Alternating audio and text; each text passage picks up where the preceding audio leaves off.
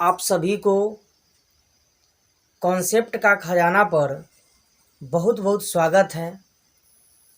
और दोस्तों, आज हम लोग उस टॉपिक को बात करेंगे जो आपका बहुत ही महत्वपूर्ण और ज्ञान से संबंधित होगा,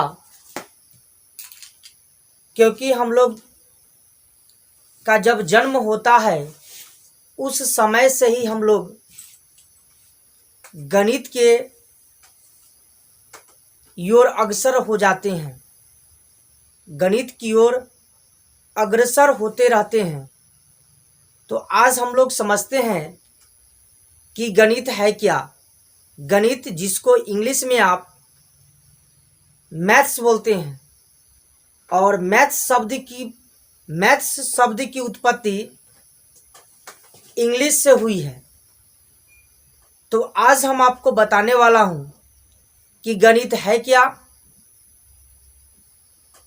इसके बाद पूरे विश्व में गणित का पिता किसे कहा जाता है, फिर शून्य का आविष्कार किसने किया, भारत में गणित का पिता किसे कहा जाता है।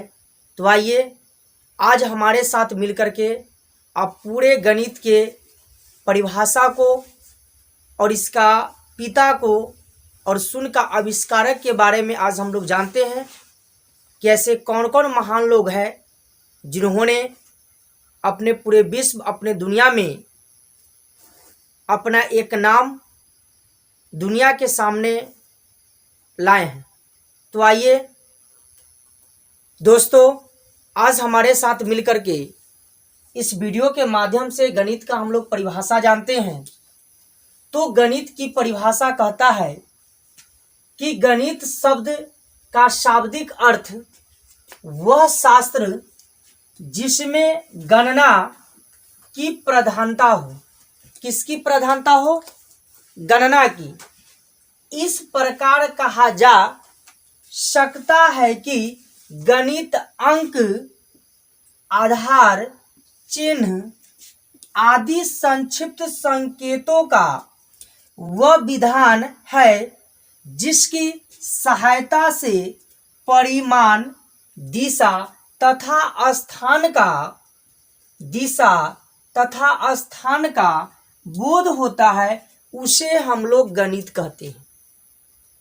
अगर कुछ भी याद न रहे तो आप एक शब्द को याद रखिएगा कि गणित अर्थात गणनाओं का कौन सी?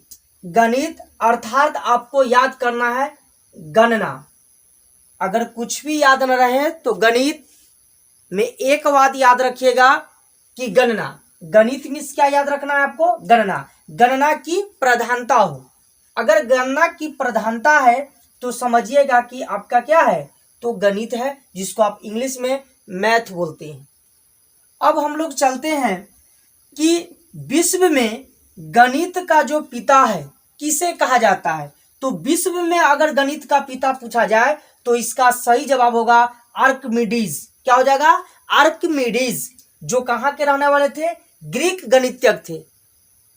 अब हम लोग चलते हैं कि विश्व में हम लोग जान गए।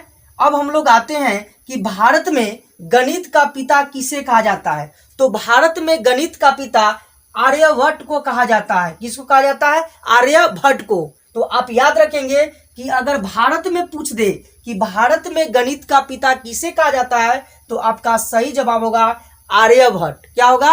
आर्यभट्ट, जो भारतीय गणितज्ञ थे। आगे हम लोग और लिखे हैं कि गणित विषय का आरंभ गिनती से हुई है और संख्या पद्धति इसका एक विशेष क्षेत्र है जिसकी सहायता से गणित की अन्य शाखाओं को विकसित किया गया है। अगर आप एक बात बताएंगे कि अगर गणित का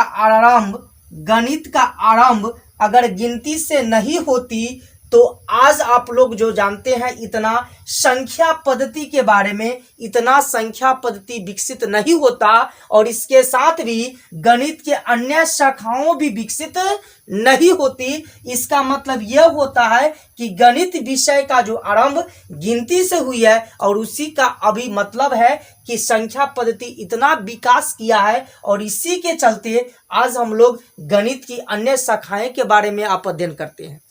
आगे हम लोग चलते हैं तो शून्य का आविष्कारक किसने किया?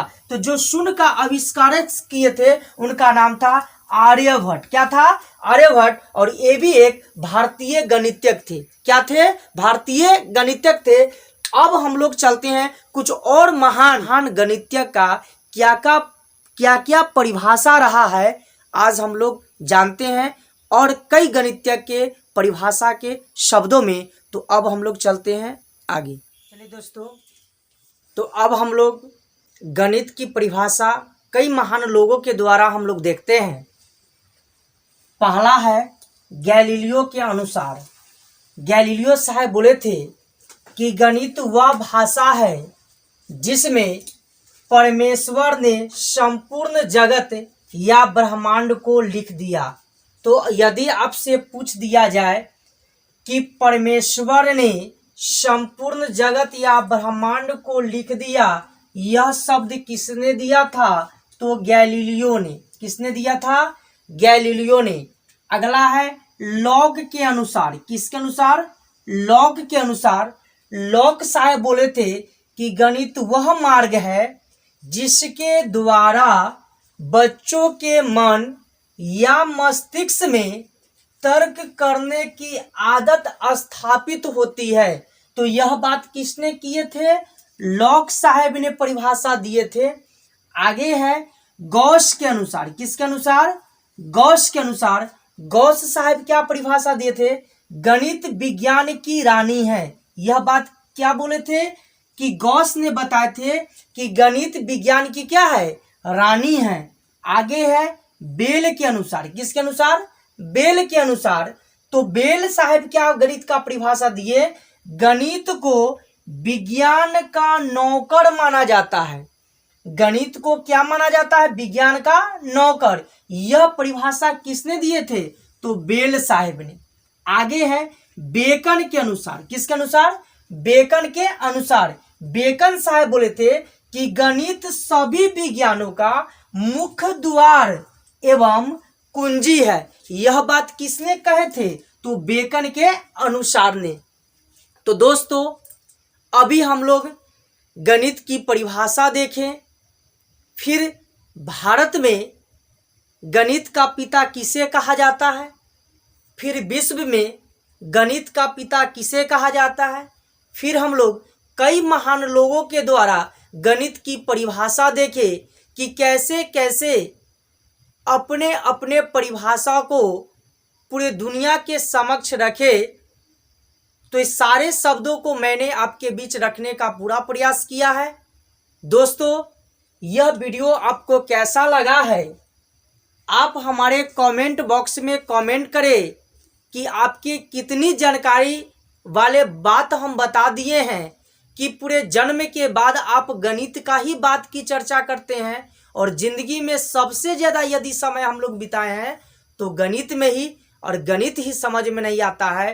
तो दोस्तों, हम जो इस वीडियो के माध्यम से गणित का परिभाषा बताए हैं या कई लोगों की जो परिभाषा आपके समक्ष हम रखे हैं, यदि यह वीडियो आपको अच्छा लगा तो आप इस वीडियो को तो फ़ायदा ले करके, इस वीडियो को तो फ़ायदा आप ले ही, इसके साथ साथ आप सारे विद्यार्थी के साथ और आपको जो भी दोस्तों है इसके साथ खूब शेयर करें।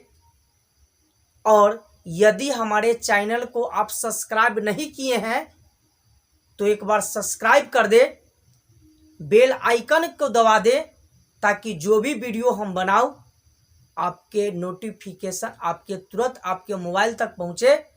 तो दोस्तों, यह वीडियो आपको कैसा लगा हमारे कमेंट बॉक्स में ज़रूर कमेंट करें और दोस्तों के साथ खूब शेयर करें। तो आज के लिए वीडियो यहीं तक। बहुत बहुत धन्यवाद। फिर मिलते हैं अगले वीडियो में।